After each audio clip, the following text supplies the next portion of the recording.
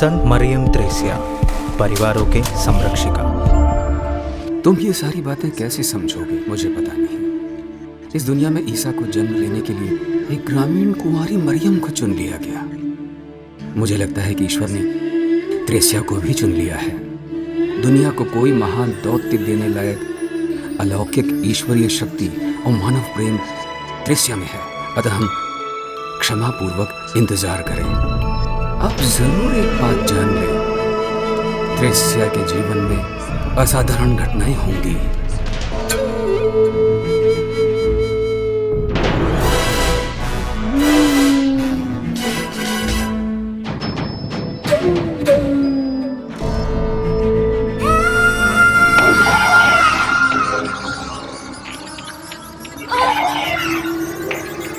ईश्वर की अनुमति मिली है, अतः शैतान इसकी खूब परीक्षा लेंगे।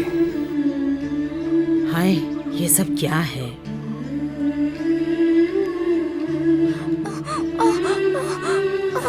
मन और आत्मा में ही नहीं, शरीर पर भी इसे परीक्षा की कठिनाई महसूस होगी।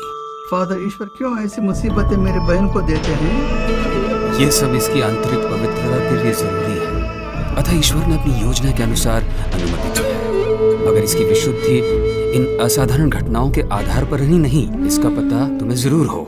पुराने नियम में अय्यूब के समान पुतनचिरा की मरियम त्रेसिया की परीक्षा हुई और वो सावधानी से अपने गुण सिद्ध हुई। उनका इतिहास में दर्ज है कि 1000 और 10,000 गंभीर शैतानी परीक्षाएं परमेश्वर की अनुमति से 23 जनवरी 1902 से 8 दिसंबर 1904 तक 3 साल के लिए की गई।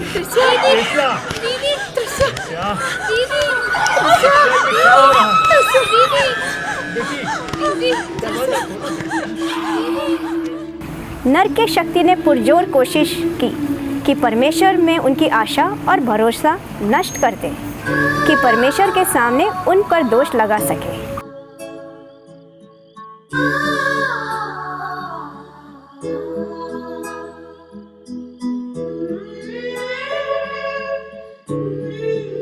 हमने फादर जोसेफ विथियतल की डायरी से पढ़ा कि वो दुष्ट शक्तियों से बुरी तरह कई बार प्रताड़ित की गई।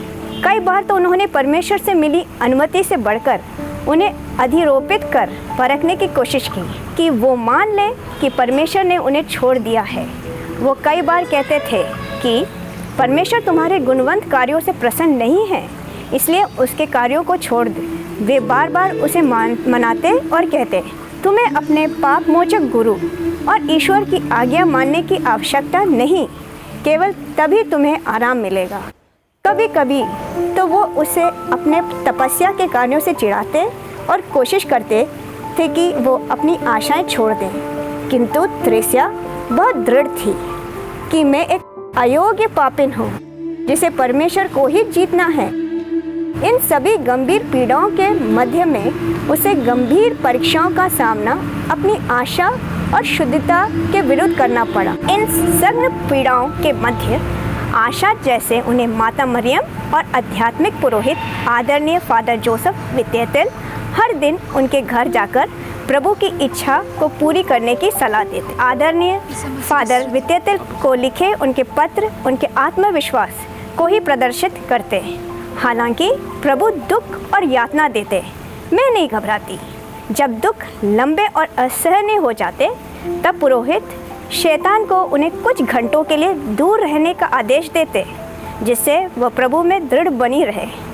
उनके आध्यात्मिक पुरोहित को लिखे पत्र पुरोहित के ऊपर विश्वास को दिखलाते। वे लिखती हैं, जब हम दुख और यातना से पीड़ित होते हैं तब हमें प्रभु पर खास विश्वास रखना होता है। वे फिर पुनः कहती हैं, मैं प्रभु पर विश्वास रखती हूँ, प्रभु ही हमारी आशा है। त्रेसिया की अडिगता ने शैतान के प्रयासों को निष्प्रभावी बना दिया। कई बार वे उसे अपंग और डरावने क्षेत्र ले जाकर परेशान करते। वे उनके शरीर को रस्सी से बांध देते, चटाई में लपेटकर घर की छत पर छोड़ देते, अनाज भंडार कलिहान में दबा देते, छत से नीचे फेंक देते, भोजन की गंदगी से भर देते, आँखों में मिर्च झोंकते, उन पर पत्थर फेंकते, अंधा बनाते। लहूलुहान होने तक कंटीली झाड़ियों से पीटते और कई दिनों तक भूखा रखते।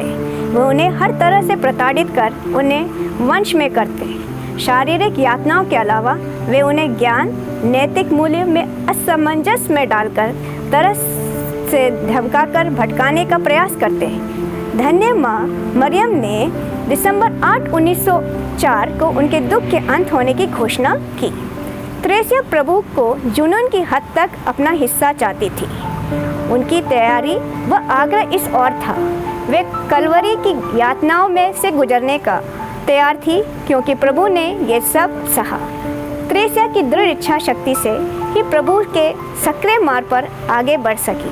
प्रार्थनाएं। संत मरियम त्रेसिया, परिवारों के संरक्षिका।